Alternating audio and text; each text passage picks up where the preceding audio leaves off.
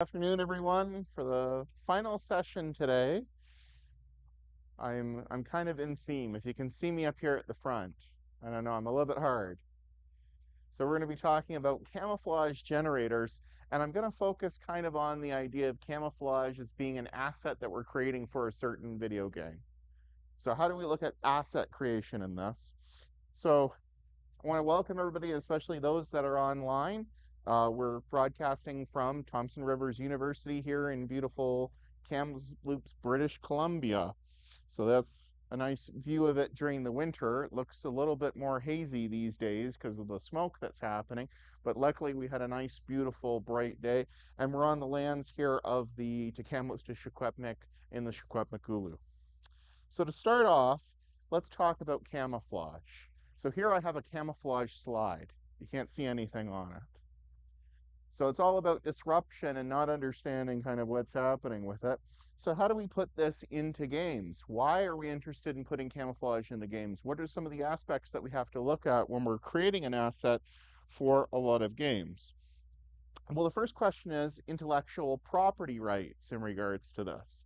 So why can't we just go out and grab existing patterns out of the marketplace that are already on militaries and just use them in our games? That seems like it would be a very effective and meaningful thing to do. It would be realistic. It would meet with all the requirements that there are. But there's huge issues inside of that to begin with. There's questions here also about narrative. If my various militaries inside of my game have a certain type of camouflage, what does that say about my game worlds? If I'm creating some form of alien planet where Earth defense forces are going to be fighting against some alien creatures, are they going to be wearing the type of uniforms that modern day militaries use inside of temperate woodlands? Probably not. At least that's my argument with this. So why does this pattern exist within my game world? Is it believable to that? And why is this force using it? We also begin to see that there's mechanical needs from the standpoint of balance. So if certain groups are allowed to use certain camouflage patterns and others aren't, is that okay? Maybe if it's a multiplayer game, there would be some issues of bias in regards to this. I think the big one on this is, for example, Counter-Strike, where certain levels, certain types of terrorist units blend in a lot better than the counter force in regards to that. So will the game be fair if we can't see the opponent, and how do we deal with that? So I'm going to go through a lot of that over this talk. So to start off with this question of intellectual property and the ideas of kind of generative systems, there's really two different methods of design that are existent within modern day artificial intelligence and in regards to generative content. The first is we have a brilliant plan. We come up with some form of mathematical equation, something that's able to allow us to design a really good generative art style. We put a lot of time and effort into this. We put a lot of design effort into this. Maybe we even don't use a generative methodology and we go out and we hire an artist. And we spend a lot of time creating that design. Or we can steal it. We can go out and grab a whole bunch of existing plans and copy them and glue them together and maybe take a little bit of this one and a little bit of that one. Okay? And both of these seem to be what AIs are doing right now. Some of them are creating these brilliant, gorgeous plans and then working out that, but a lot of them right now inside of especially the generative space and the ones that we see inside of popular culture and media are the second. So I have a bit of an issue with generative AI. It's really moved in the direction of mimicry. So this is, you have a very large model, you have hundreds of thousands of images of the thing that you want to replicate, you train a large learning model, you train a neural network, a deep learning against it, and after training on all of these images hundreds of thousands of times, you press a button and out comes a new image. But really, you're just training it to go through and do all of that. Now, there's some dubious ethics in regards to how these data sets are collected. There's lots of lawsuits that are happening right now in regards to that. Deviant art creators, I think, are the biggest one that's out there right now.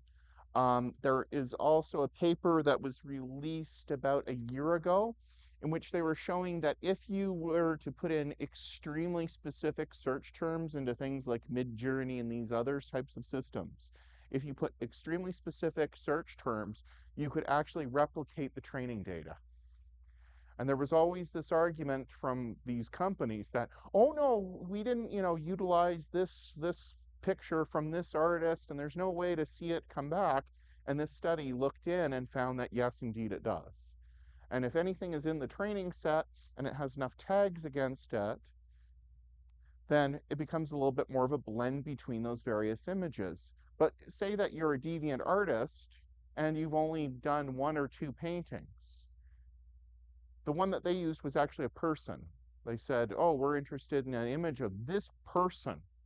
And there's only about one or two images of this person online. And so when they ran it back through, it put out almost the exact same image. So what happens is the training set has to train and memorize what happens with all of those pixels. And so if there's only one or two tags that you're training on again and again and again, it becomes a replication device rather than a creative idea between them. So the ability to extract stuff is based on insufficiently large training sets. Oh, well, that's okay. We can just go on the internet and rip everybody off. Seems to be the solution right now. And in fact, we've seen a lot of company heads come out and say, but you have to allow us to come out and steal all of this, images that are on the internet. Aren't they free? Okay, that's a very weird definition of copyright. I don't know. You wouldn't download all of my stuff off of DeviantArt, would you? So this becomes a bit of an issue. And I want to avoid in this presentation, none of the systems that I'm going to show you require any training at all. In fact, there's a lot of AI work that was done well before, well after we had neural networks, which required all this training, which required no training. And they're based upon mathematical models and pieces of that. Now, you would think, okay, but it's camouflage. Camouflage can't possibly have, that much of a copyright on it, right? It's just patterns. Well, that's really not the case. A lot of these companies do have patents or copyrights on the creations that they made. So for example, I got on a real tree shirt today. Well, this is a pattern. If you started a textile firm and started printing this off, lawyers will be very upset. They will be sending you images, sending you various cease and desist letters. And in fact, camouflage is even more risky because now you're putting into place government and military. And if there's one thing that governments really, really like to have ownership and secrets on, it's military technology. In fact, right now, the CAD-PAT uniforms, you cannot buy those on the surplus market. So when I was growing up back in the 90s, you could go to these things called military surplus stores, right? In fact, we have these things like surplus Herbies, right? And in surplus Herbies, you used to be able to just go through and it was all huge amounts military surplus. So when I played paintball, I had actual military fatigues that I would wear for that because they were dirt cheap. Today, if you want to get a Canadian pattern and get the fatigues that the Canadian forces wear, you will not find it. And in fact, if you do find it, something went off of a truck somewhere and the government would really like it back. So there's Defense Procurement Acts, which requires full, and there's some various rationales for that. In fact, in some countries, you're not allowed to wear any sort of military fatigues whatsoever, even those that are not in currently active forces, because, those are areas that usually have also civil wars happening inside of them. But while there's no requirements in regards to this, we're a hunting and fishing nation here inside of Canada, so it's camouflage is readily available at your Bass Pro. Certain patterns are restricted. Now, you may say, but this is a video game, right? Why could we restrict it inside of that? Yeah, but do we remember what happened with the Red Cross? Anyone familiar with what happened there with that? Okay, so the Red Cross didn't want health packs inside of games to bear a red cross. And they had huge amounts of pieces about that because it's not being used in the way that it's required under various conventions. So with this, again, there might be restrictions and requirements for this. The Humvee company actually sued Call of Duty at one point to not use the term Humvee on the vehicles inside of their games. I think they lost that for basically, fair use. But again, do you want the government suing your game? Hands up if you want the government suing your game. Gavin. Gavin is about the only person. Gavin's willing to take that test case. You have no fear, and probably will have to get the TRU legal department in to help with that. Okay. But patterns inside of this, it's not even just militaries that use it. Yes, militaries do use these types of patterns, but they have also become items of fashion. Especially, I think everybody's maybe seen the pink camouflage. We were just talking about that earlier today. It's the M81 pattern with the pink and blues and all that. Okay, so they become items of fashion inside of that. One of the reasons why I like it, well, hunting, sportsman, paintball, airsoft. So again, this is technology that for a civilian market, a lot of it has to do with outdoor sports in which you want to have concealment from other things like deer, or maybe you're playing, a paintball game and you want to have concealment still in the woods, so still in that sort of vein. So there's other utilizations for this type of technology and places that we can see a market for it. Where are we interested in it about games? Well, when we talk about games, we talk about monetization. These are one of those objects that monetization can move about. We can talk about character customization. Wouldn't it be nice if your character had his own unique blend of system on him? And pilot camo, for example, here's Titanfall 2 and the ability to unlock all these different Titanfall 2 camos. And these are all basically independent operators in this game. So there's a narrative purpose inside of the game that you can have different camouflage outfits for your character. Okay, so I think we can kind of get an idea of where some of these assets would be utilized within the games domain, where it could be used inside of other domains. So the question really becomes, how does this reflect the world? So here, Call of Duty. If we look at this from the believability of these patterns inside of Call of Duty, we're looking primarily at real world tactical operations, right? Very realistic. So maybe I want to have patterns that are lookalikes for common militaries of today inside of this, to have something that's close to what we're using. But other games probably use it in different ways as well. What if we ended up here on Malevolent Creek in Helldivers? Okay. So still, we have Space Vietnam, right? So maybe we can have something that is still close to an existing type of camouflage for the Helldivers, and that meets with that sort of requirement. So we're still not that far apart. But when we get deeper into this, what if I want to create cyberpunk camouflage? What would it look like if you wanted to blend into the streets of Night City? Yeah, you might want to have something that looks more like a neon sign, or that would blend into this sort of area, right? We see a lot of neon, we see a lot of purples and pinks inside of it. So if you wanted to blend into it, hmm? Firewall cyberware, okay? You would want something that maybe is able to, maybe it changes over time. Maybe it has some sort of active elements inside of it. But what would a Blade Runner look like? What would that be there? I think good version of this maybe is Ghost in the Shell, where she has the full, suit that she wears, where it just kind of does the Predator thing, right? Reflects the whole background of the city on there. How could we do this inside of our games and create something that makes it look correct. If there's like a secret force of operators that are working within the city, how should their camouflage, how would their uniforms change to meet with that environment to provide concealment?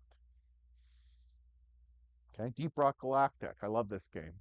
They're basically a group of dwarfs mining for a evil giant mega corporation against another evil giant mega corporation and the planet's inhabitants. And here, there's different biomes inside of this game. And what colors do we primarily see inside of some of them? Well, if you're in the radiation zone, it's these bright, huge greens. I don't think that this would work very well inside of that sort of cave system. Conversely, here we have this other biome known as Azure Weld, and it's got a lot of these kind of purples and light spectrals and all of this. Camouflage on Mars is going to be different than camouflage here on the Earth, right? And in fact, Warhammer goes into this. Why do the priests of Mars wear red robes? Huh? Red planet, right? It's camouflage in their culture. That's camouflage. So how this works is really dependent upon the world that you're building.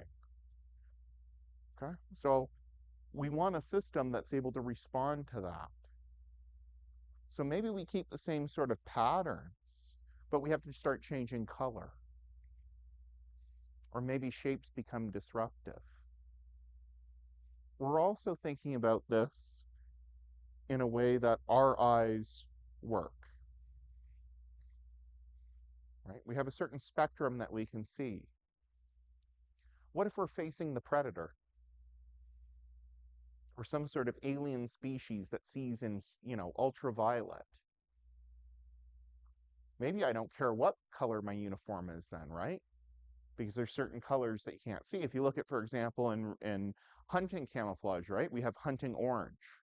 Why do they use that bright, bright orange?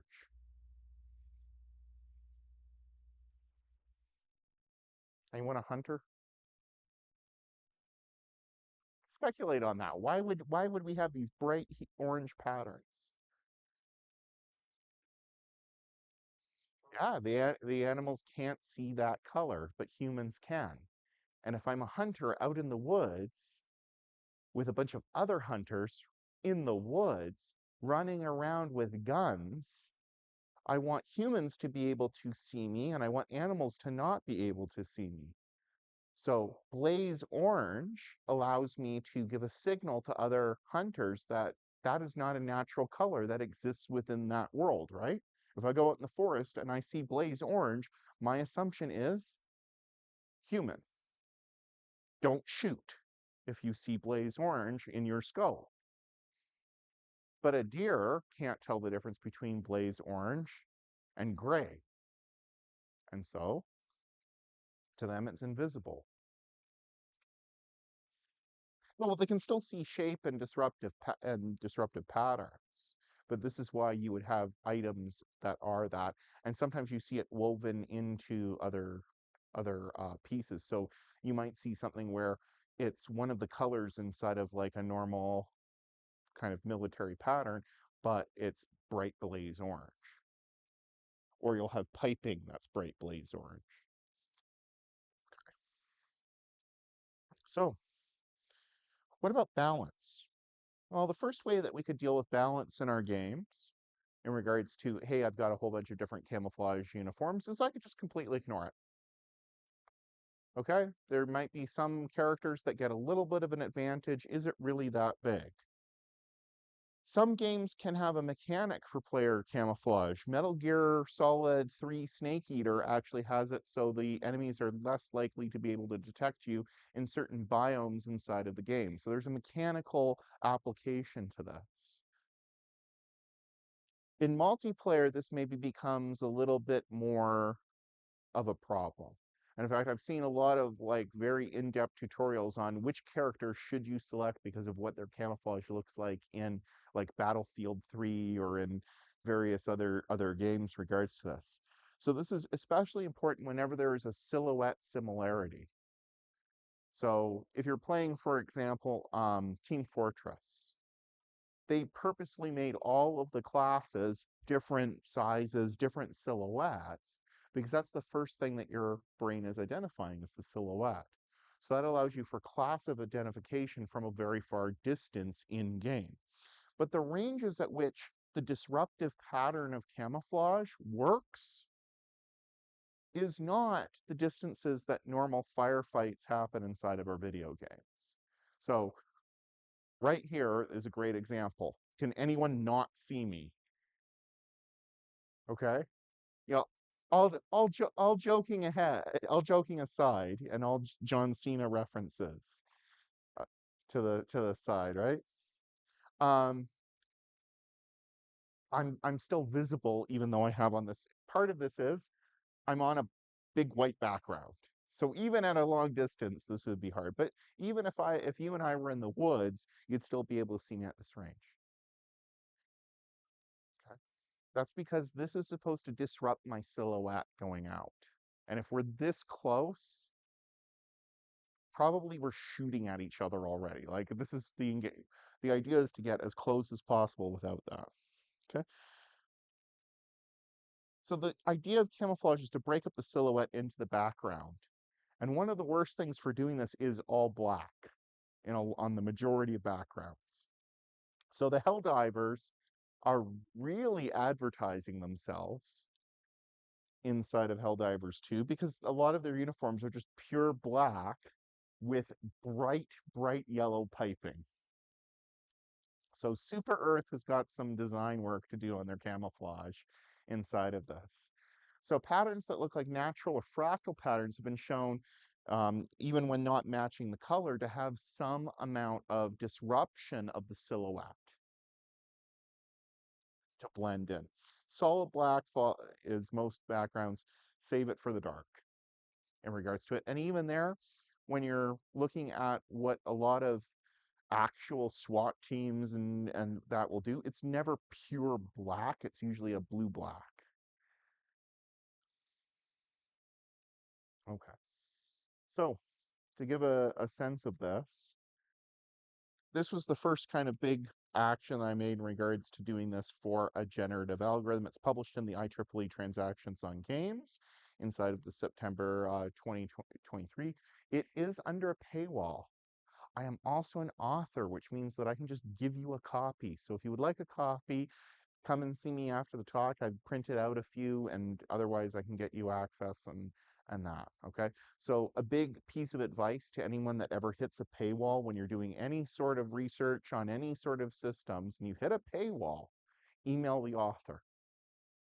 Usually they are more than happy to give you a copy of that paper because that's how they get citations and that's how they prove, the value of their work. So just a bit of a heads up, especially because I see it's primarily an undergraduate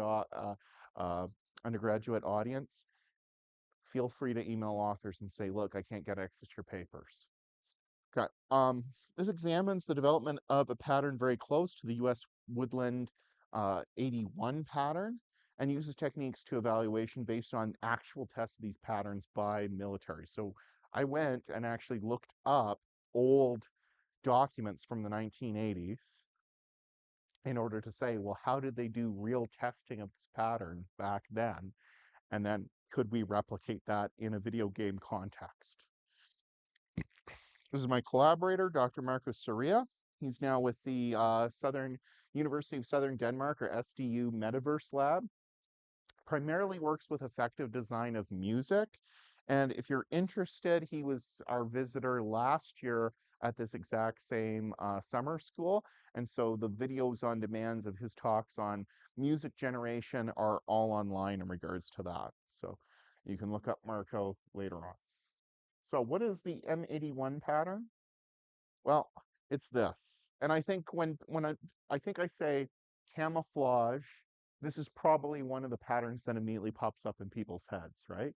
It is so pervasive during the Cold War that, and in movies and all sorts of stuff, they were even using it inside of the Gulf War because they didn't have enough desert camouflage. They're still wandering around inside of these woodland BDUs. Here's a picture. There's Bruce Willis, and I think it's was it Tears of the Sun? Is the movie that he's in with that? Okay, and that's him inside of this camouflage pattern, in regards to it. But it's that kind of like, there's some, blocky things, right, in the four colors.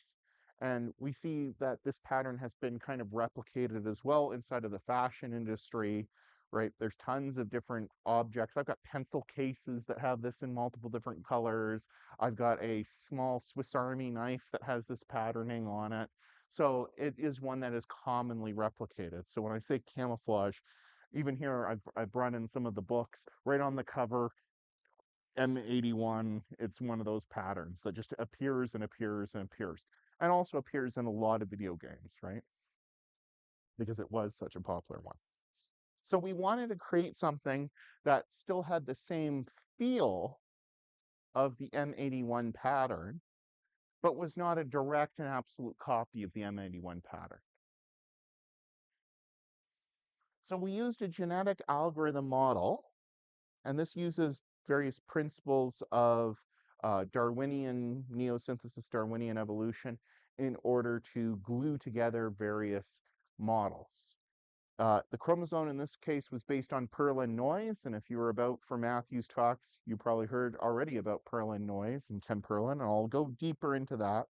There's some more actual implementation details inside the paper and the report, but the most important thing, and the thing that I really want to stress inside of this paper, is where the evaluation comes in, where the evaluation function comes in.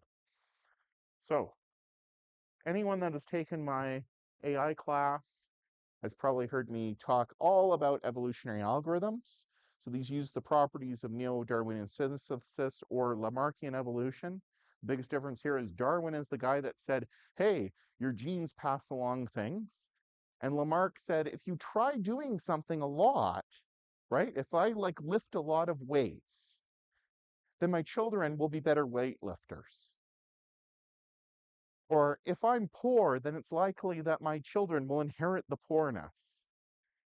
The second one is true, but not from a genetic memory or something like this. But so Lamarckian evolution, probably the best example with that is how did the giraffe get a long neck? Well, it was a horse originally, and then the horse kept on trying to eat higher and higher leaves, and then his neck grew because he was exercising his neck muscles. So then when he gave birth, it was a longer neck. So this has been debunked from a, does this happen inside of actual evolution as far as we can tell from biological creatures? Here's the thing though, I can make it work in a computer because a computer does not have to follow the rules of biology or physics inside of these fake worlds that we're creating, right? In games, we violate rules of physics all the time. We can create our own physics. A video game character can, fly if we want. How? I don't know. It just does. Because there's code that says that it flies. Well, that's very similar to this. And so for any of you that are, I don't believe in evolution, etc., never use a genetic algorithm, it doesn't matter. It doesn't mean anything about actual biology. You can believe whatever you want. I can make it work in a computer. Okay.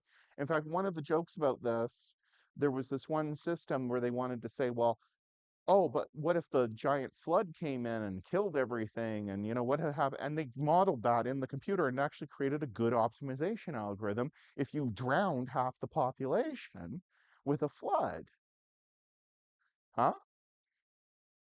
Yeah, you drown them all with a flood and you can get, better inheritable traits out of them. So does it work? Does it, I think there's the old joke in Michael and Webb, right? What if we killed all the poor? It's only a computer simulation. Just kill all the poor, right? Have you tried modeling out the economic scenario?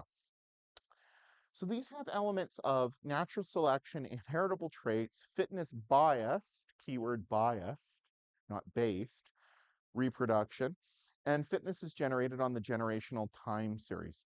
There's about 4 major overarching techniques, all kind of discovered around the 1980s. And these are the 4 big players during that time. Now, there is this whole big fight that you see in a lot of sciences. Newton versus Leibniz. And here, for calculus, right? Who discovered calculus first, Newton or Leibniz? We talk about Newton's method, but we also use Leibniz notation inside of a lot of calculus classes. Okay, and this becomes this, well, who discovered it first, right? The answer with this is we don't quite know. And they basically had I would just call it an arms race at the time of who like should have priority. And there was all these arguments between those that were for genetic algorithms and those that were for genetic programming and those that were for evolutionary strategies and those that were for evolutionary programming.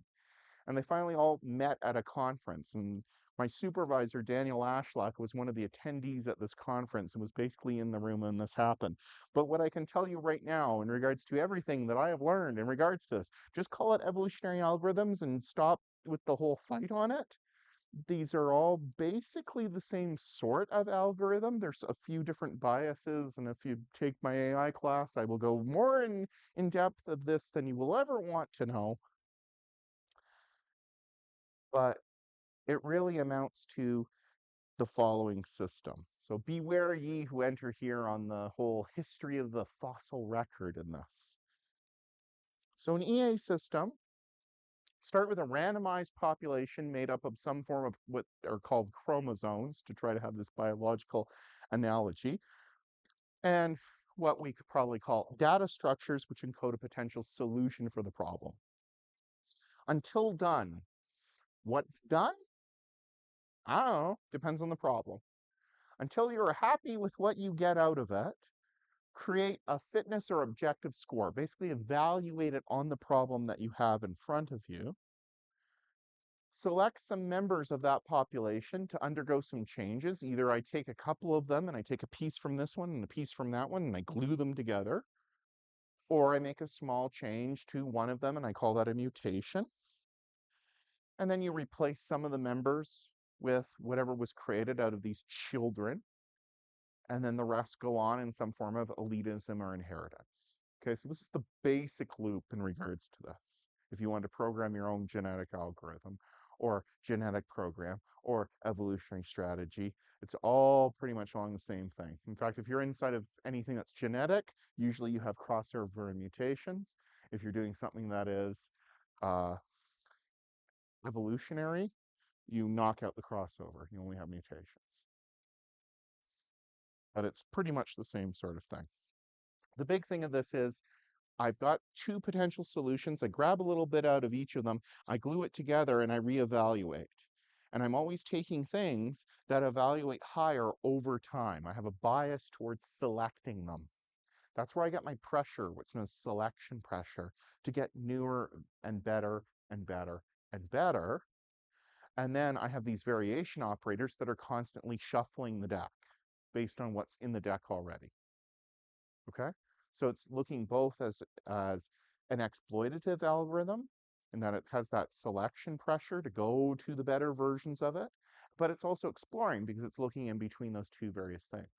Notice that inside of this, where does it say, then train a whole bunch of stuff by putting in a whole bunch of data from outside of the system? It doesn't. Okay, so you can run a genetic algorithm on a problem where you don't even really know what good solutions look like. All you have to know is a way to rank them. So I might not know what a good solution is, like I have a good solution, but if I can say this solution is better than that other solution at solving my problem, this still works. So you need no training data, and you need only an idea of what direction the search should go in, if it's better, whatever better means. And I'm going to show you later on that you don't even need a mathematical function of that. We can go one step further inside of a subjective piece and give it to a human. And we'll get into that. So this allows me to create things without really having an idea of what is happening, without having previous good solutions to the problem. Okay. Now I said I'm going to have to create these types of models, right? I'm going to have to create a model of someone wearing a uniform inside of my game in order to do this? Well, we have a little bit of a problem here. We have to put in some considerations of scale. Okay, so we need to somehow convert from in-game units to real-world units of measure. Because what I want to do is take an existing methodology for evaluating camouflage created by the US military, and I want to use it inside of it. Well, their idea on how to evaluate camouflage is, guess what? How would you evaluate camouflage? If I asked you, please, whether you can see it, okay, where do you put the guy? Somewhere. You would take a guy wearing the uniform and put him in the environment that you expect him to wear the uniform in. And then you would have a bunch of people show up and go, can you see him? Or how much can you see him? Or which one is less seeable? Okay. And you'd probably have them out there also with binoculars and looking for them and searching for them inside of this area and go, oh, there he is, or this one's better than that one. Or you might do A/B testing. Put a guy out in the one uniform that you're testing, put another guy in a t-shirt and say which one's harder or easier to see. So that means that I need to understand a range to the target, right? Because as I said, when we look at camouflage, the range that we're apart from each other, if we're too close, it doesn't matter what pattern you're wearing. I'm going to say, I can see the guy, he's right there in front of me. He's 25 meters ahead of me, I can see him perfectly fine. Well, usually the ranges that they're looking for are from more of the 50 to 200 to 300 meter range, with and without binoculars. Okay, so I need to have an idea of how many pixels are in a meter. So to do that, we first take our 3D model of a soldier who's going to be so many units in unity high. Now I need to somehow put that into scale. And so what we did is we used 1.75 meters tall. That's the average height of a human male inside the United States. Okay, that's used also in range estimation. In fact, for those of you who like to play these sorts of games, maybe if you've played Escape from Tarkov, maybe if you've played a few others, you might be used to this type of scope. And this is actually a range finding scope. Down here on kind of the left-hand side, you'll see 1.7. That stands for 1.7 meters tall. And then here you have 10, 8, 6, 4, 2, and it keeps getting larger and larger and larger, right?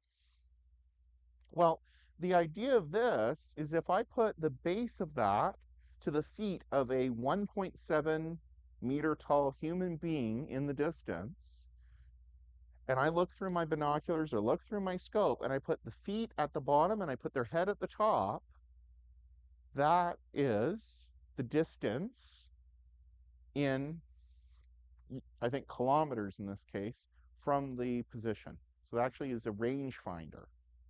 I also got a pair of binoculars here today that has one of these range finders in it. So if you want to play around with it and do that, this one also has a range finder for telephone poles.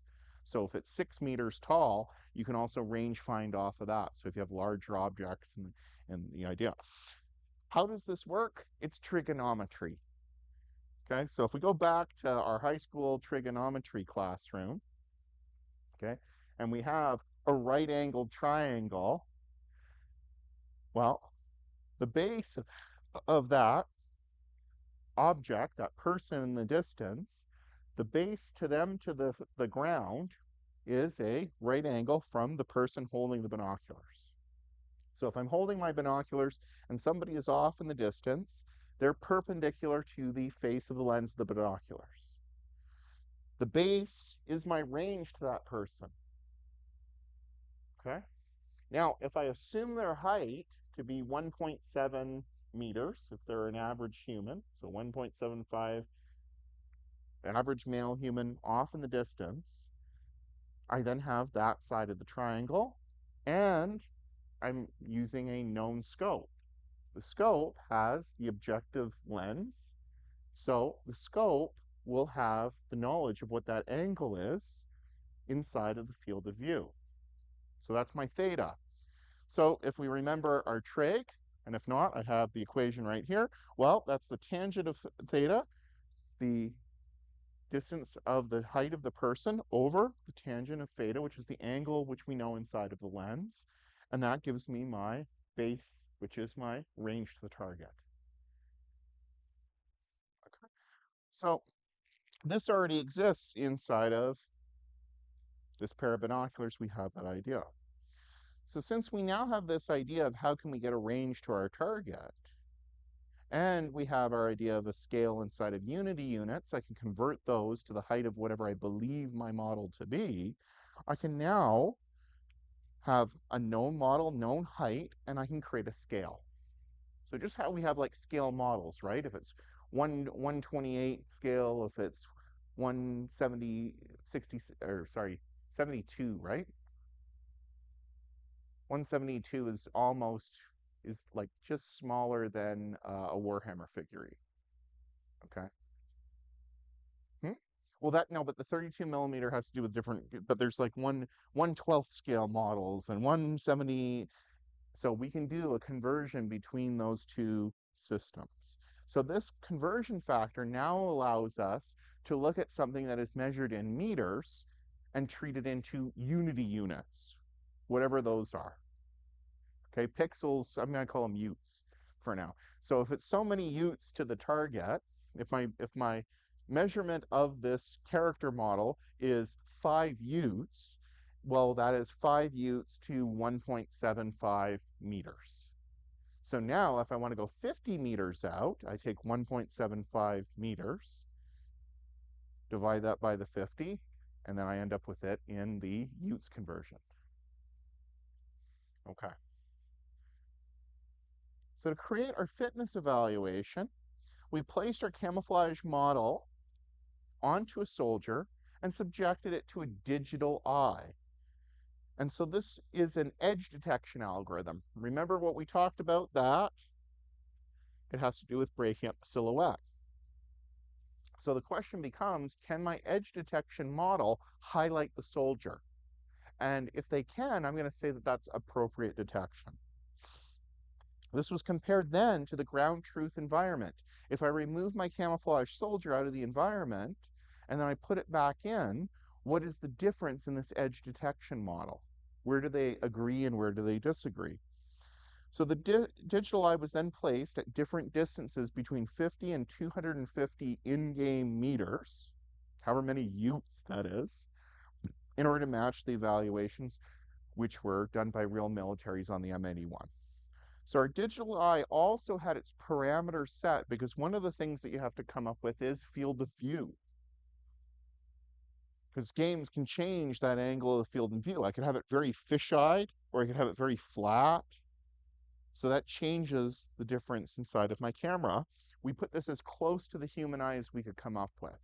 And so we looked at photography websites and wanted to come up with something that was very close to a human eye. So here is how this would kind of look like. We have our camouflage target out on a landscape. We have our observational field of view that's coming around that, going into a camera, and then the observation would come out to our observer. Now, how they would do this in normally with actual militaries is you would remove this whole system here, you would put a human being where the camera is, and you just have them look at that. So we had to put it into that to move it over. And then we replaced the human with our tin eye evaluator that did the distances. And so here you can see, here is our guy in a bright white uniform inside of this game. And here is the edge detection system. And that is after we take out the ground truth. And you can see that he pops right out. There's this absolute silhouette of that soldier in the middle of that screen. Okay, so that is what we'd expect to see if someone is not camouflaged. Big, huge, shoot me. Okay.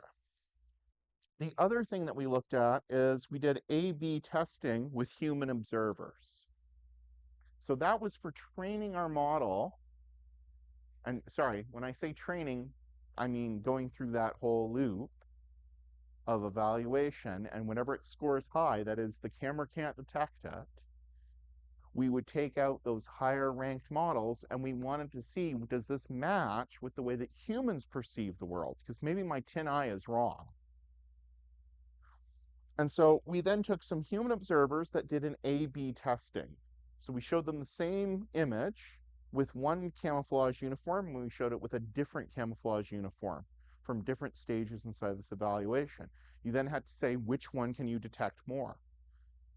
Okay, we then did this. This is exactly how they did it with the M81 camouflage. That pattern that we've seen is they put people out into a field and they had them standing, inside of their camouflage uniforms, and observers went out and said, I can see that one easier than that one. I can see that one easier than that one. And they did that evaluation over a group of different uniforms. And the winner of this ended up being the adopted M81 pattern. In our case, we looked at a bunch of different patterns for this over different camouflage uniforms, and the numbers there has to do with how many generations, how many times did I run the algorithm again. So what you should see is over time, the effectiveness of this camouflage should get better and better and better because it's had more time to evolve. And for the most part, that is exactly what we see. More people selected later camouflages than not, except for right about here in this 75 to 80 part, it just drops off a cliff. The big thing that happened there is our system for selecting the color picks up colors every once in a while. One of the colors it grabbed was off of some flowers that were prominent in the background, and they don't really exist inside of the system that much. And so even though it did, it just grabbed those and it threw it off, but then it evolved back up to not have that selection of color anymore. Okay, so the human evaluation was kind of a check on our expectations. We had a little bit of a gap in our expectations, but for the most part, later ones did better. And you notice that here, this is generation one. That's like almost no evolution time whatsoever. That's almost a random pattern, performed very poorly. Okay, so what do these look like? Well, there's one of them. Okay, so that's the pattern. That is our character model as seen from up close, and that is him inside of the image. Can you see him?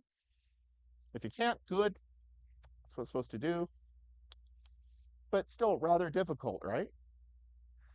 Definitely more difficult than this earlier image there. And I think that this looks rather much like an M81 uniform. Okay. And you can see it's also pulled in some interesting colors here. It's pulled in some blue, but then when you see it in the game world, it looks a bit different. Okay, here's another one, kind of a darker tone. And then again inside of the game world. So we can get multiple different patternings.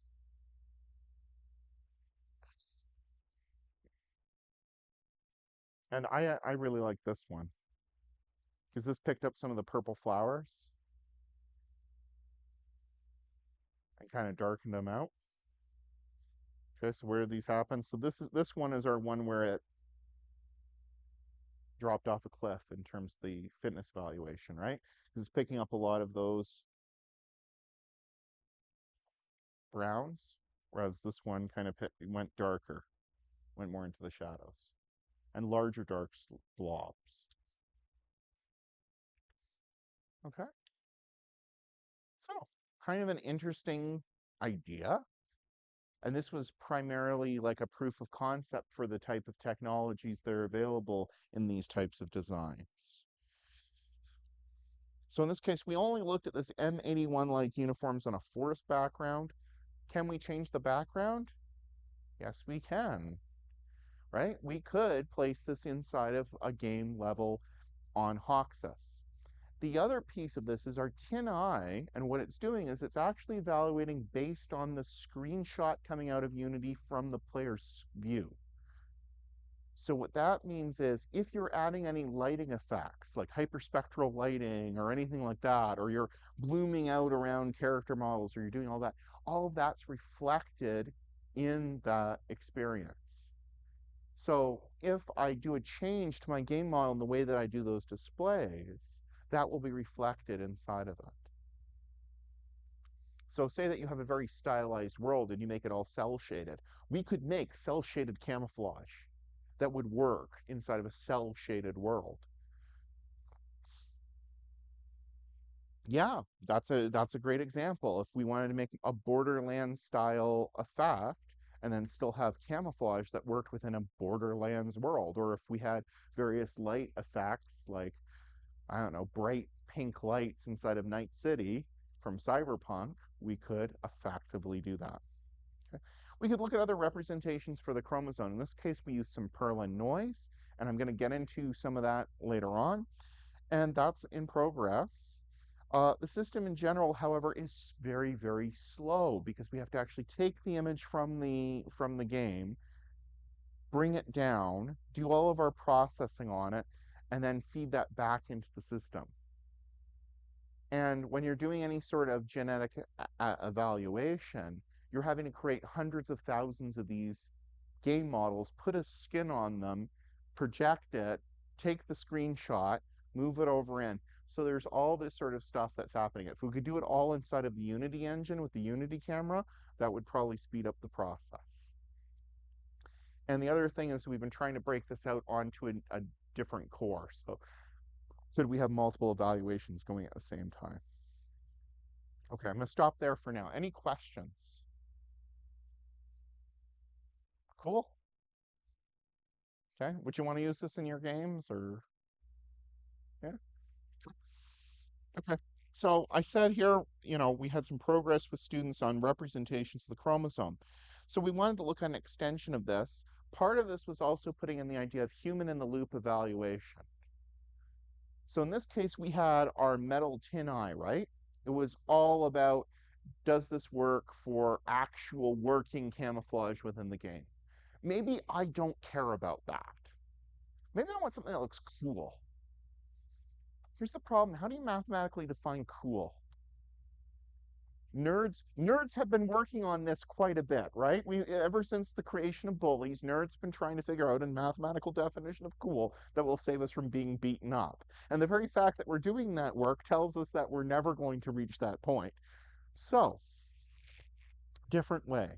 Let's make the computer do what it does best. But humans are great evaluators of that looks neat. I might not be able to mathematically define that looks neat, but I know it when I see it, right?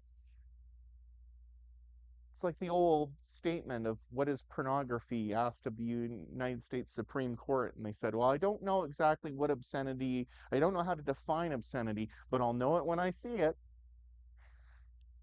Okay. I don't know how to define pornography, but I'll know it when I see it. Uh, and that's kind of the same thing with this, right? It's we know it when we see it that that looks neat for the game that we're trying to create. So instead of forcing the computer to somehow make an arbitrary evaluation off of this on a subjective question, which shouldn't be given to a computer, what if I just made it go to a human and say, hey, which one's cooler? Pick one.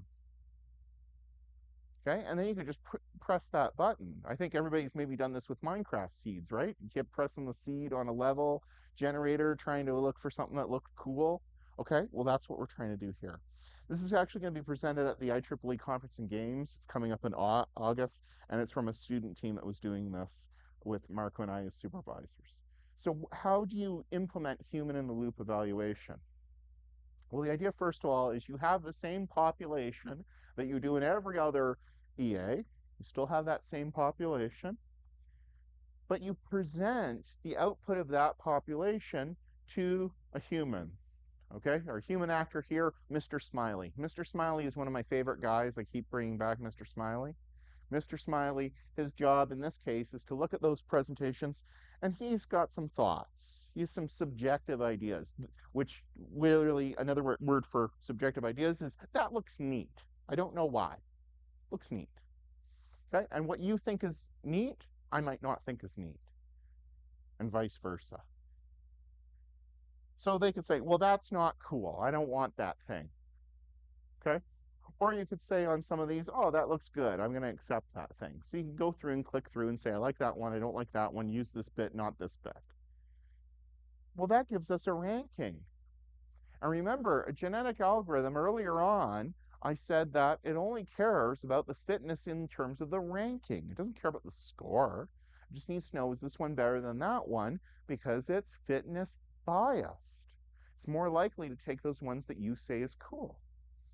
In fact, you can force it to take those ones that are cool if you want to make it fully fitness based.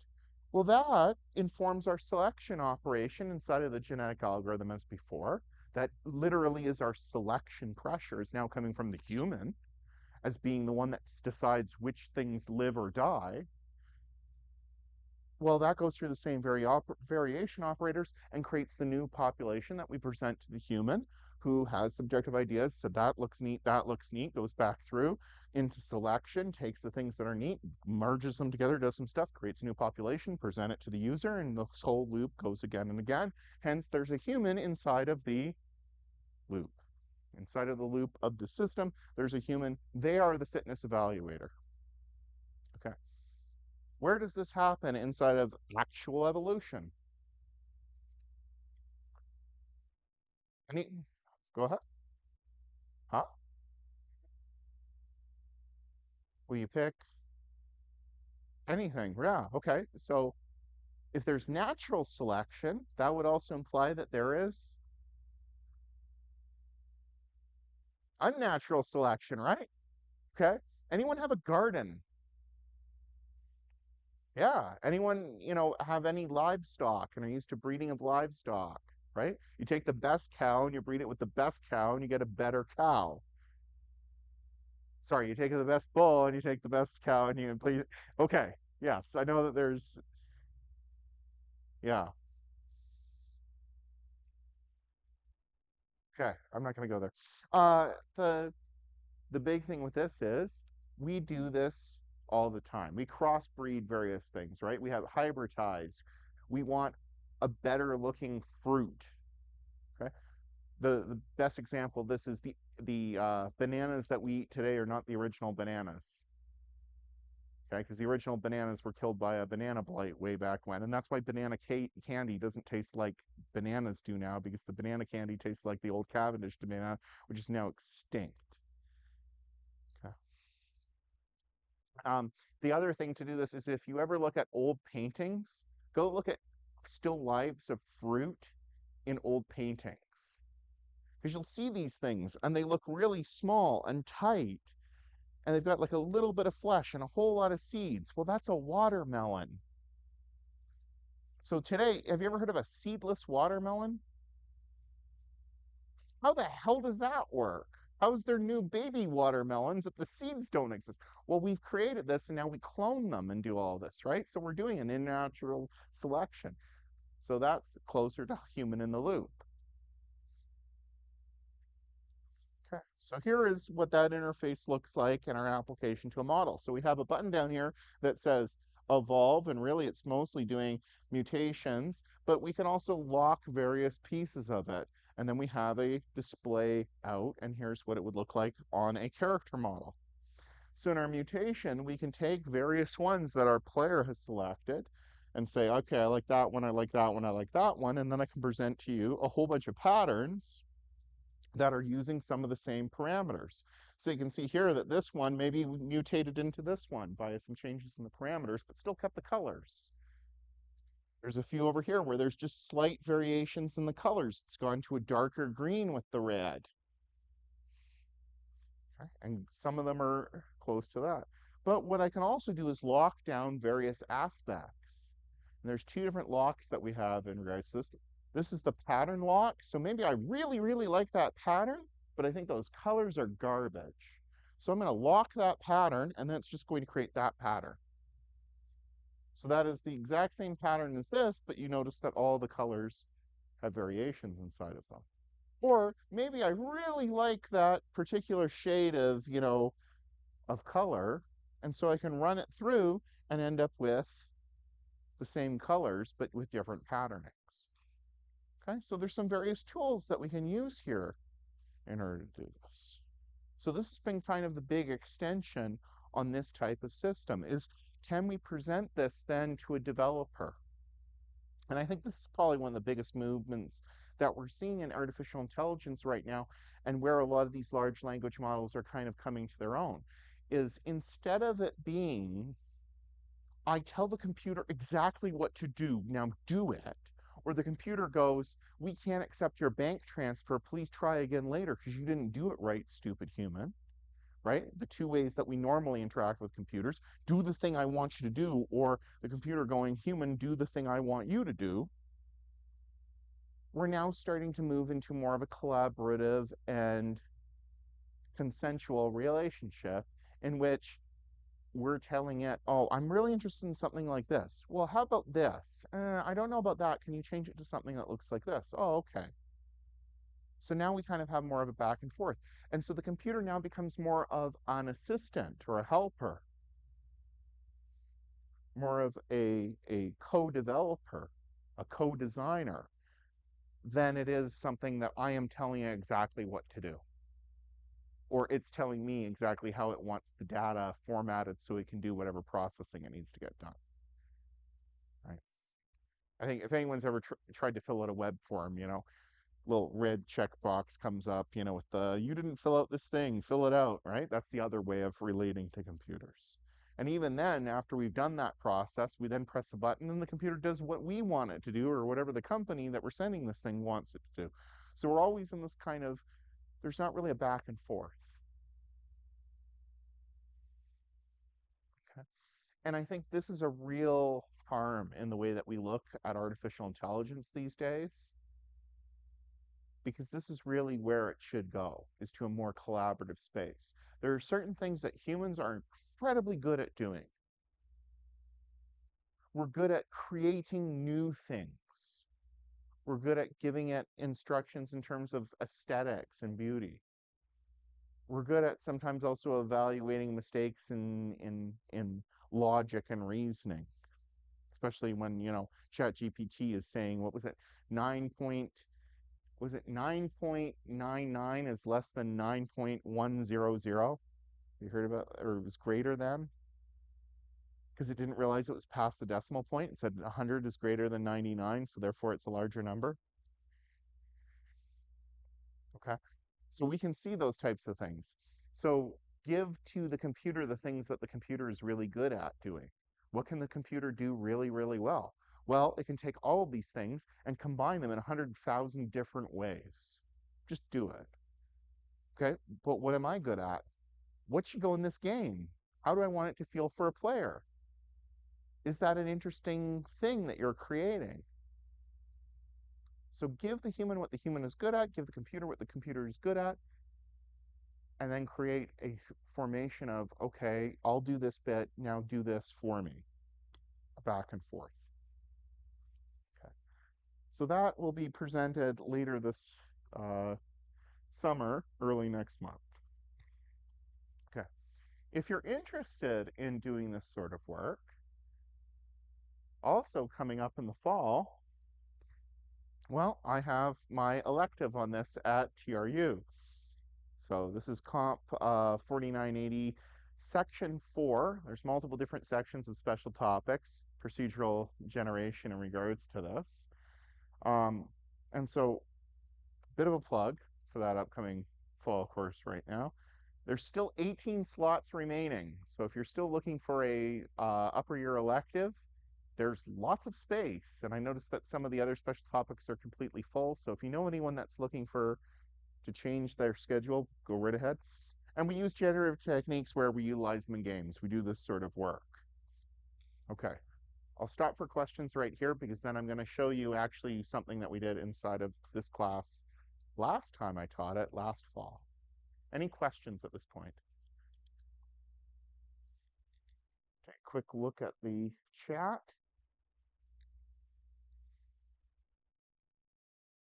No? Gavin, you can't retake this course, by the way. Huh? Okay. Yeah.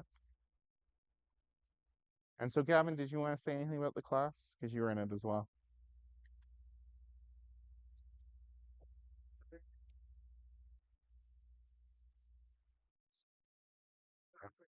portfolio specifically because you get to do two smaller projects and then one larger combined group Yeah. combination project thing, which is kind of cool. Yeah. So The biggest thing that I've found when talking with industry partners is that too many programs in anything to do with games do not graduate people with portfolios. And what they mean by that is something that can be displayed. And so a lot of that course is actually I purposefully made it so it is portfolio building. So one of the hand-inable elements is basically what the industry would expect you to provide. yeah, I mean, even one of the things I made, which wasn't even my final project, I printed out as like an actual booklet and stuff that I can use. And I was thinking about actually like making a little box for it so that like Yeah, an actual manufacturing process for it because it's functionally like a playable and good to go D&D game yeah. system. And I have it pretty open in terms of like if you've got like a passion project, like there's a game that you're working on, um, it's kind of like a bit of a negotiation as to like what is the element that meets with the course requirements. But after that, if you want to work on, your own kind of project and that, then I leave that open to you. It's mostly as long as there's something procedural content generation, and then I'm marking the procedural content generation. So it is even a class where if you have no games background, programming experience, you can also work on like board games with procedural content generation or something. So this isn't even something where you need like a lot of Unity or Godot. You guys are already, by going to that session on Unity and Godot, ahead of everyone for the most part that enters this class in fourth year right now. It's also the closest thing we have to a game dev too. Uh, Working on it, working on it. Well, you got to do Um, that before I leave. Okay. So with that plug over, I'll give you an idea of what happens inside of this. So this is an examination of camouflage on weapon skins. So this was a project. You guys know Fernando? I do. Some of you might have met him before. Okay. He's also given a presentation on the same problem at the CS showcase at the end of the year. So this project, the idea here was to create skins for weapons inside of Counter-Strike 2. Big reason for Counter-Strike 2 and not any other Counter-Strike was this. That was the one that they could easily like get into the back end and rip some of the models out of that were easy to find. This required not only the creation of these various camouflage patterns to be placed on them, but also required a lot of reverse engineering via trial and error, trying to get out the weapon models to put the skins into the game.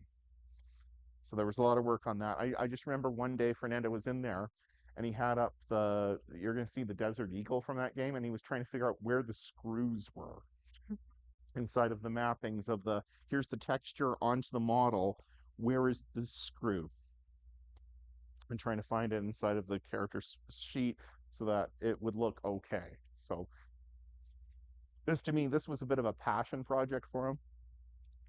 Very excited in regards to this. Now, the reason why I am very excited in regards to this, especially from the standpoint of just, games generation, monetization, all of this. How much is this? Too much. Okay, so this is a karambit. This is the knife, right? And so your character always says like a knife, right? She always flipped to the knife. You run faster with a knife in these games if you haven't noticed, right? I always run faster with a knife. Okay. But you pull out your knife and then you can move faster inside of it. It's usually like a 1 or 2 hit kill, depending on where you are on the opponent, right? So there's some kind of skill in regards to it. And then you also can like do crazy tricks inside of the character models on this. So this is, a karambit out outside of this. And it's patterned in this kind of boreal forest, which is basically an M81 kind of thing on a green handle. Okay. So not the hardest model to create. How much is that inside of this game? This skin for this knife. Still too much. Okay. I went on the Steam store. Mm. Why?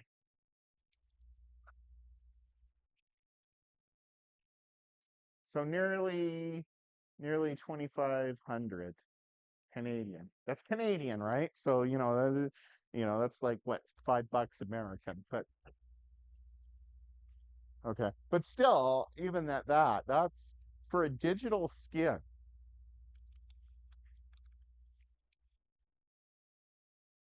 I don't know who pays that amount, like oil sheiks in somewhere, I guess. Okay. But players really do value these types of digital objects inside of the game. So that's for a knife skin, that is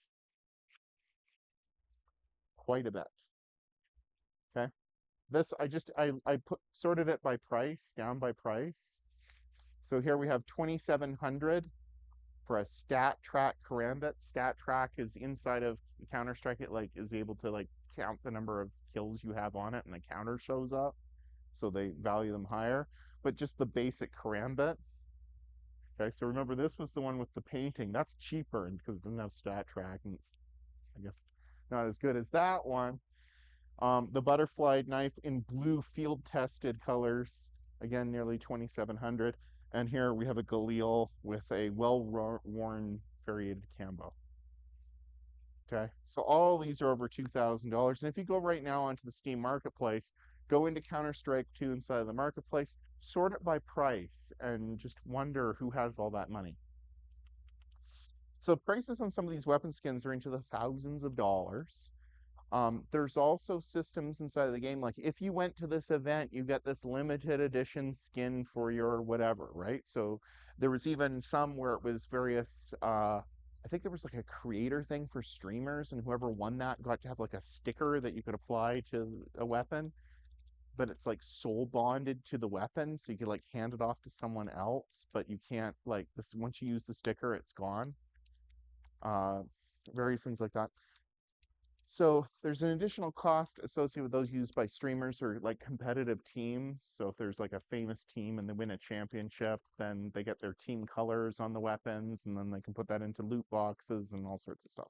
But this like multiple thousands of dollars are moving around on what amounts to Farmville for weapon skins. And so this is kind of the big thing here is how much is how much is it to take an artist and do this? And then you're getting these things that inside of the marketplace are thousands of dollars.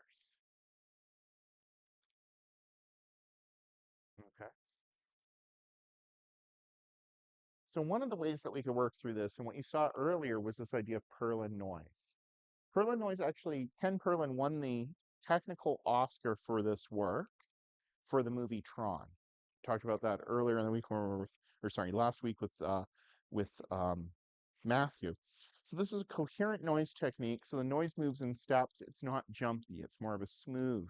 And they use this primarily inside of texture generation in terms of like mountains or something like that.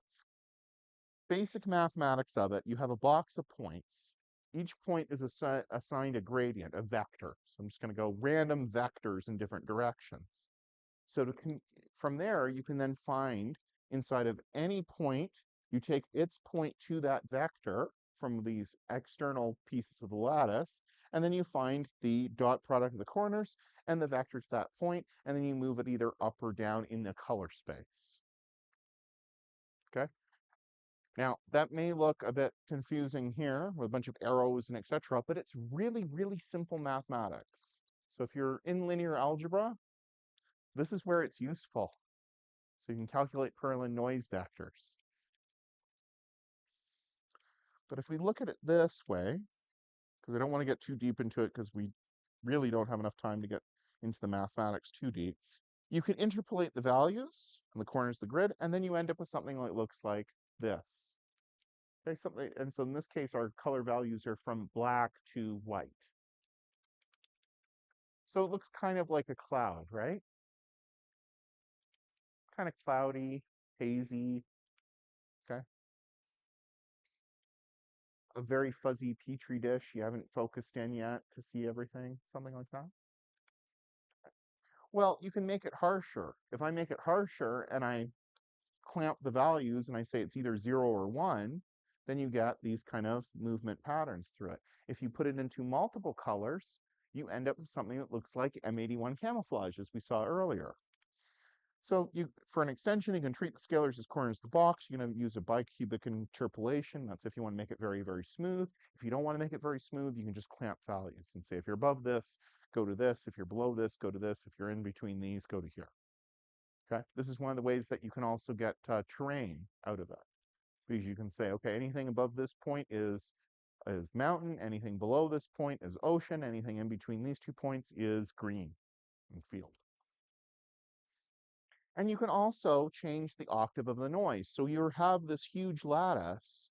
So you could make really big mountains by having a very, very big lattice with big blocks on it. And that would make this kind of, smooth.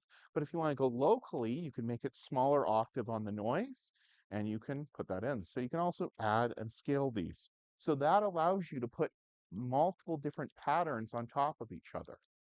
That's one of the ways that you get to something that looks like the M81 woodland. So in terms of our ideas as to what that looks like, right? We went through and we looked through a whole bunch of books. So I think Patricia was earlier saying that game developers look at a lot of different books. Yes, because we're looking for inspiration. So we went through, and some of these, this one is actually available inside the TRU library now because I ordered it in, but then my actual copy showed up. So they ordered one in too. So there's actually a copy of this if you want to there. And so this is all different types of camouflage, just basically images of them. So if you want to look at certain patterns, this is more of a kind of a historical look at it. And this one looks more about like applications in different militaries. So there's lots of different stuff. You can go online and just look through various things. There's a really good YouTube channel called Uniform History, and the guy does really deep dives inside of this. In fact, that's one of the ways that I found out a lot of the methodologies for doing the testing, because he has whole breakdowns on that, and then I had to look up the original documents from that. So Uniform History would be one to see, but this is where we would get the inspirations for this. So here is the M81 Woodland, the pattern, and it actually on a uniform. And so Fernando looked at it from a desert perspective and used desert colors for it. And so this is Perlin noise with some parameters and then clamping it. And so it ended up looking like something very close to that woodland camouflage, or closer to that system as before. Not an exact model, right? It's not an exact one-to-one match, but it's in that same sort of family of, we'll call it blob camouflage, right? Various blobs. And this is it actually on the model of this Desert Eagle. And you can see here, that was the screw that he was trying to find. Okay, so that paints the whole model. This has also been painted onto the AK-47 model inside of this game. The only issue with that is there's some lighting effects that are applied to some of these models. So if it's metal, if the game treats the object as having metal, it puts on this spectral reflection. So you can see it's a little bit shiny. Well, the AK-47, the buttstock is wood according to the game, and so you kind of get like this weird, even though it's all supposed to be the same texture, the one bit of it is beautifully shiny and the other bit is matte. So it didn't come out looking quite as good, but the Desert Eagle, because it's mostly of metal according to the game, it's that. And you notice there's also the plates here, right? Now, if we were to do a lot more work on this, if we were to put this in our own game, we would probably, put a bracket around the plates and have them just be black. But for this, good enough for a student project work. Okay. So that's just one methodology for coming up with this technology that then matches with an inspiration that it can then be put onto a game model. Let me give you another one that he worked with. So Conway's Game of Life, there's two types of cells, alive and dead. Any live cell with less than two neighbors or more than three dies, it's overcrowded or doesn't have enough friends. Any dead cells with three live neighbors then lives, and all other cells retain their current state until the next generation. And you run this for a while and then you press stop. This was used by Conway as an argument at the time about you can't have exponential growth inside of a system. And then a bunch of MIT hackers showed up and proved him wrong by creating what was known as a glider gun. And a glider is a little structure that goes in the game of life and moves about one space every time step. So it's like a little spaceship that just moves along. And then what they did is they created this thing that goes back and forth. There's some structures that go back and forth in it, and every once in a while a glider shoots out of it. And then one of these gliders came out. Okay, well that shows that you can now have an infinite number of cells coming out of a glider gun. But how do you get a glider gun? Well, they then figured out that you could collide a whole bunch of gliders together in such a way to create a glider gun. So now you have a self-perpetuating system. And in fact, with these gliders and a few other structures and glider guns, you can actually create all binary gates, which means that Conway's Game of Life is Turing complete. Does that make sense? Okay, that should really freaking scare everyone, because this is enough to be a Turing complete language. If you have a system that implements this on a two-dimensional plane, across an infinite two-dimensional plane, that is a Turing machine. Okay, so if you ever need to make a Turing machine and you just happen to have an infinite plane, okay. But really, this can be a set of cells, a neighborhood definition, a set of transition functions from all cells of one structure into another one. There's normally a cell type which is quiescent, a dead state. This cell can stay alive through the middle and otherwise alive from dead. Okay, so that is basically what cellular automata are. Well, what was our inspiration from this, from an actual context? Well, there's the Canadian disruptive pattern, or CAD-PAT, the one that I was talking to you earlier about. Don't have this uniform, or else, they might show up at your door knocking on it. Okay, we've probably seen this, right? You've seen any Canadian Forces Remembrance Day walking around, right? They're in this sort of uniform here. Okay, this is one of the first digital camouflages. And sadly, the US then just basically said, hey, Canada, can we borrow your homework? And then they created MARPAT, and MARPAT's terrible. It's an awful, awful pattern. There's actually a picture of an it's like a Marine laying on his grandmother's couch, and you can't see him. Yeah.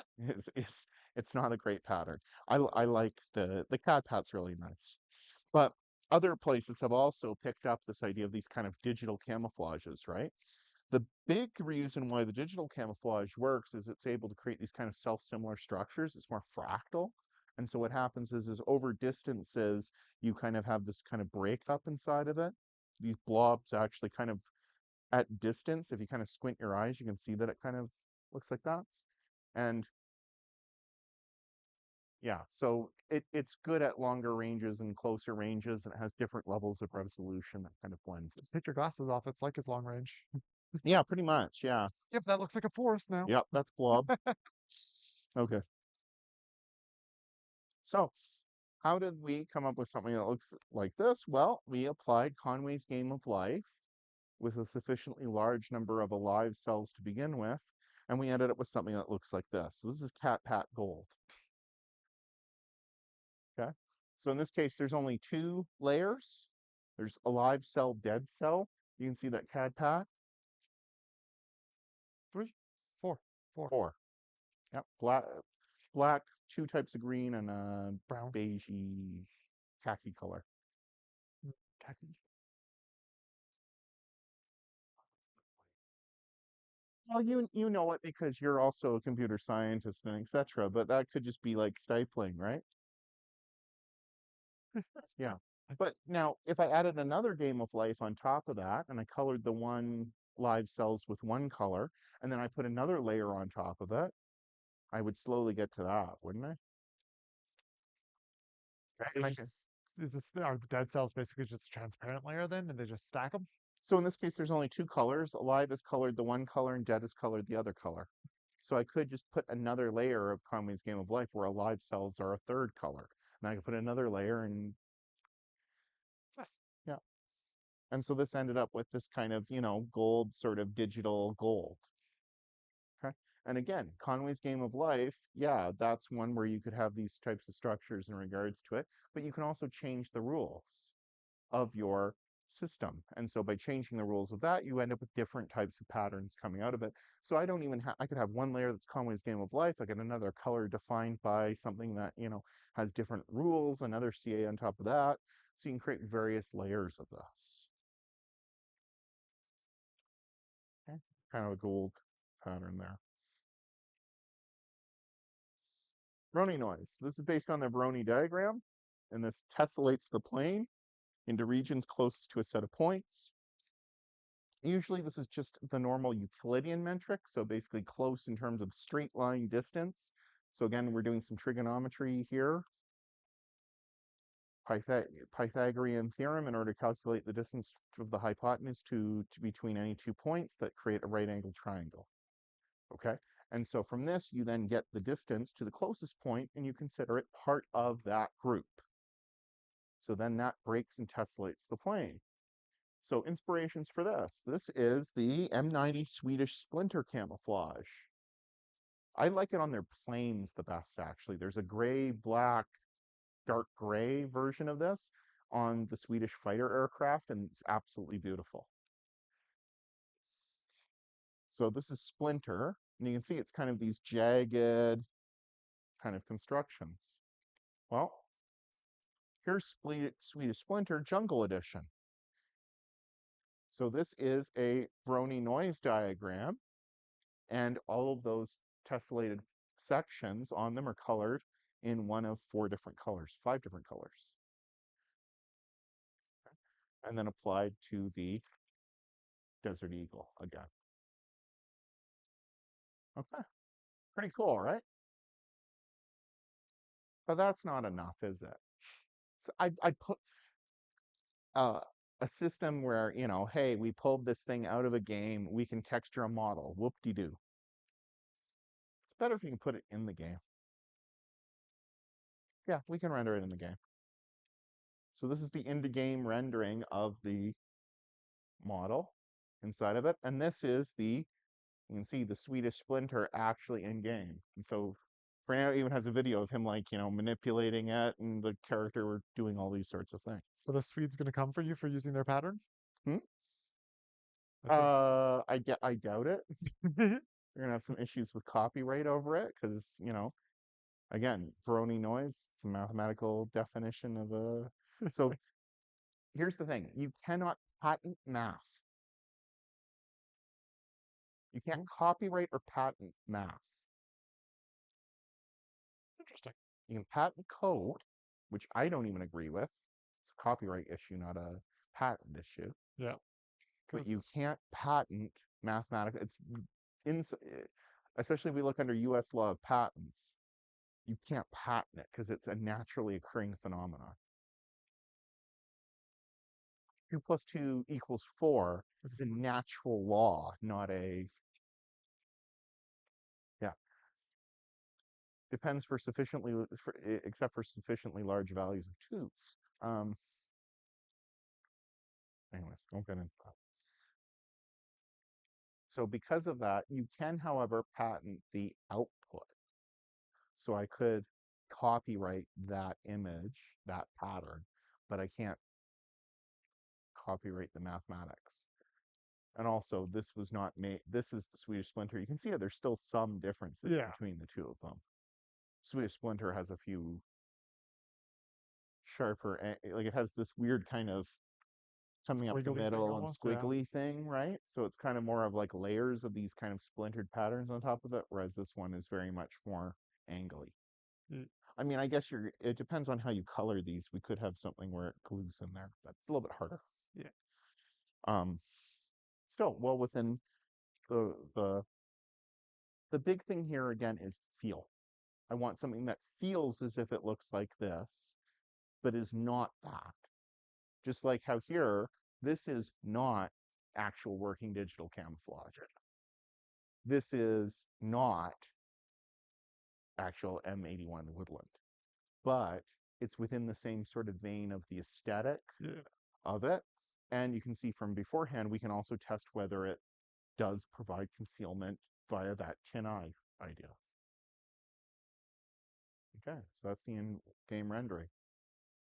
Now, it's not enough just to do this too, right? We got to see, hey, do people actually like this stuff? And so Fernando actually did some human testing and looked into this. So it was kind of a Turing test in a way to see which one was generated and which one's from the game. He mostly just presented two skins to people, didn't say even which one was generated, but said, which one do you like more? Would you want to buy on the App Store? And it's rather indistinguishable. So in some instances, the generated skins were ranked as more highly desirable. In others, they were less preferred. It really depends on the aesthetics and the people there, but nobody said like, this looks like it's made up. And my guess is some of the systems that they used in order to create some of those skins for the actual games probably use these types of technologies, like cellular automata and things like that. There's rusted skins and stuff like that. Well, what's your rust filter? Okay, probably it's going to be some sort of cellular automata. So in this case, here's two of the skins that he presented, and they're both in the same sort of vein of this kind of M81 sort of place. In this case, his skin one. Okay. Any questions at this point? I was part of that testing. I was part of that You were testing. there, yes. You were asked about this. Did you know that they were, well, you knew that they were generated because you're in the class, Yeah. but you didn't know which skins were part of Yeah, it, which he ones didn't. not. It was blind. So he said if you were in the class, you knew that one was, but you didn't know which one, and you were basically like, which one feels more artificial? Basically, was like trying to figure it out more or less, but it was like almost indistinguishable. Okay. Well, I'll leave some extra time for questions at the end, but I want to give you some takeaways, and especially for those people that are on stream presently, as to what am I interested in now. So the first one is generative systems with mathematical structure definitions can be remarkably efficient. And they often do not require an extensive, huge, giant training set. So you can see in all of these, I didn't have to train on hundreds of thousands of images of people in camouflage or hundreds of thousands of CSGO skins to build them. We looked at, here's an existing pattern. What would be a good surrogate mathematical equation to say that this is the thing, and then applied a genetic algorithm to evolve closer and closer to something that looked like that. We can also use human in the loop evaluations in order to allow for evaluation, even when we have a subjective problem. When it's do you like this more than this? I can still use these types of techniques. And this is a far better helper to developers. Because you could just imagine a co-pilot inside of your game of, hey, I want a texture that kind of looks like this. Okay, here's a bunch of different wall textures. Which one do you like? Oh, I like this one, I like this one, I like this one. Okay, let me generate some new ones that look like the ones that you selected or didn't select. So a generalized texture creation system that has some rules-based texture creators with a pipeline where you kind of mess around with this, maybe it has different noises, would be a great investment going forward inside of this. And in fact, some of these techniques do exist because that's what speed tree is. Speed tree is really a lot of these types of generative algorithms where the parameters are set by the developer. You can look at it and say, well, I like that one, but I don't like that one, and then manipulate some toggles and twists inside of it, just like we do with Unity on the side there. And I think we've talked about, Matthew's presentation on Unity, right? How many times was it, okay, move the thing on the corner and, you can up it, you can down it, let's put a parameterization upon it. So that gives developers then a bunch of tools that they can use to parameterize and move this. The method of generation, and the biggest thing with this, if I can tell you one thing to take away, you need a method of generation that matches what your game design goals are. So generative content is great because I can make a lot of different things. Generative content is terrible because you get a whole lot of junk. So you have to really know what you're trying to build. What is the evaluation method? What is a good design? And there's going to be far more times where you go, that is really not meeting with what I want, than necessarily it's going to be, oh, that's the perfect thing right off the bat. So creating a good generator over time saves you a lot of time, because now I can just create skin after skin after skin. If I want something that looks like Swedish Swedish Splinter, but I want it to have a different color set, great. I can sit there and keep pressing a button until it appears. but the cost of actually going through and creating a generator for that was the expense. And the same thing happens with level generators, the same thing happens with texture generators, the same thing happens with any sort of music generator, any sort of generative content. You're still having to kind of sort through, because at the end of the day, you're the only one that really understands what the game is supposed to portray. And I think earlier when we had that presentation, what was the whole thing there? Hey, ChatGPT is really good from the standpoint of, like, if I go to a human artist and say I want something that looks like this, it can come back and give me that in a quicker format because the time of the creation was shorter. But the big thing there is there still was a direction to take that game in. There was still an aesthetics that was expected. There still was a narrative that was expected. So a generator can be a very good way to very quickly have a lot of assets. What is a good asset in this case? Ask that question first. What is the asset that I'm looking for? What is the good asset? And that will then help you with how do you design a generator to get to that point. And so even though I have this generator now that makes camouflage and all these different things and weapon skins and etc., I still had to go through a design process. I still had to look at what was available on the market. I had to look at what types of patterns are effective. How is this gone about? So this required a lot more time than if I was just to go out and build a Swedish looking splinter texture. So that is the big takeaway from this, is figure out what you want your game to do, then create the generator to meet with that, not the other way around. I've got a generator now, I'm just gonna do stuff, okay? Right. So thank you all for your attention on this. I know this is a little bit more research based and a little bit more all over the place in terms of the systems that we've seen, but I hope that this gives you some inspiration as to how to go forward in your own developments and games and then go with that. Any questions presently? Okay, with that, I guess I'll end the digital stream, and then if people want to play around with the binoculars or see anything, they can come up and take a look. For sure. Yeah, no, Yeah. that makes sense. Heads up anyone who's on stream tomorrow and here. Tomorrow we have Andrew Stewart doing animation, so he'll go over Ooh. Maya and some Unreal, so that'll be pretty cool and exciting. Yeah. Great.